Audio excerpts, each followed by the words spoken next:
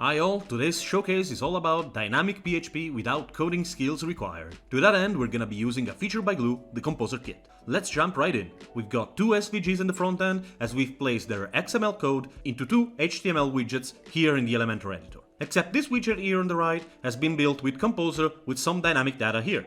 Going in the backend, we've got two custom fields, color 1 and color 2. We're using Jet Engine for this, but you can use whatever you want. Let's change these two colors, update and refresh the front end. You will see that the colors on the SVG have changed accordingly. How did we achieve this? We said we used the Composer Kit on the SVG on the right, but how?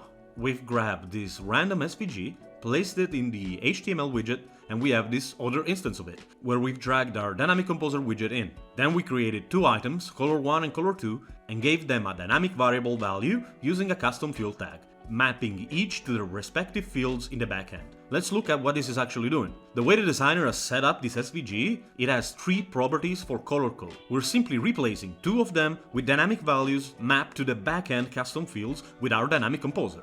All of this just by writing col 1 and col 2 in place of the previous color codes. And that's pretty much it. We can use it to change the color of the text dynamically too, but to do that we've had to add a class to its paths. There's many more applications to this, so visit gloo.oo to learn all about them.